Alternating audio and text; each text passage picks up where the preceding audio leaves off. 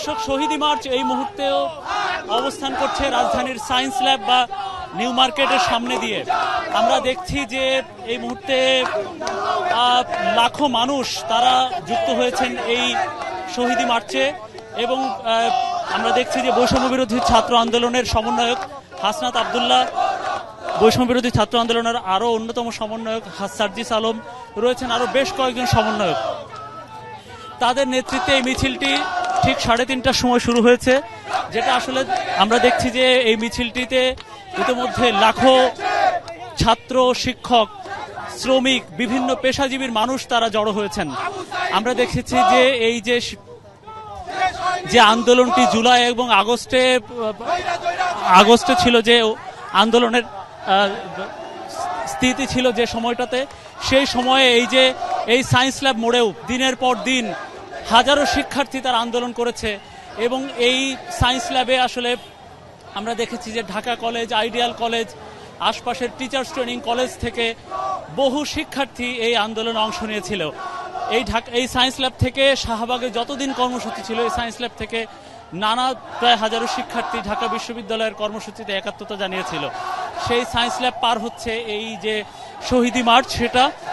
দর্শক, আপনারা ইতোমধ্যে জেনেছেন যে 5 আগস্টের সরকার, তৎকালীন সরকার ক্ষমতাচ্যুত হওয়ার পর যে এতজন শহীদ হলো, শত শত মানুষ শহীদ হলেন এবং যে হাজারো মানুষ আহত হলেন, সেই মানুষদের এই যে রক্ত, সেই মানুষদের ত্যাগ, সেই মানুষদের আসলে এই যে জীবন বিলিয়ে দেয়া, সেটার স্মরণ করেই আজকের এই শহীদ মার্চ। ইতিমধ্যে এই যে বিভিন্ন সড়ক প্রদক্ষিণ করে যখন শিক্ষার্থীদের এই শহীদ মার্চ এগোচ্ছে, তখন সেখান থেকে আমরা দেখছি যে রাস্তার ধার দিয়ে, ফুটপাত থেকে, বিভিন্ন শিক্ষা প্রতিষ্ঠানের ক্যাম্পাস থেকে এই মিছিল এসে যুক্ত হচ্ছে এই শহীদ মার্চে। এই যে যেটা এখন সায়েন্স ল্যাব মোড়ের ওভারব্রিজ থেকে যে শহীদ মার্চ দেখা যাচ্ছে, আমাদের ক্যামেরাও নিশ্চয়ই দেখা যাচ্ছে, যেখান থেকে শুরুটা দেখা যাচ্ছে, কিন্তু শেষটা আসলে বুঝে ওঠা যাচ্ছে না। এত মানুষের অবস্থান, এত মানুষের সমাগম শহীদ মার্চে।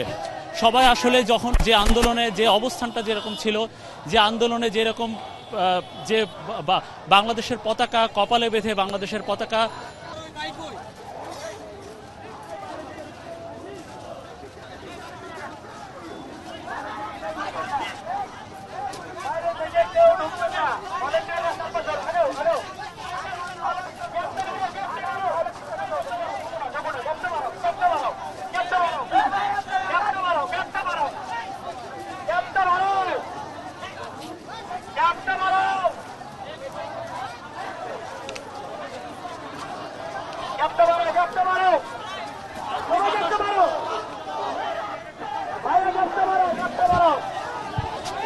সরি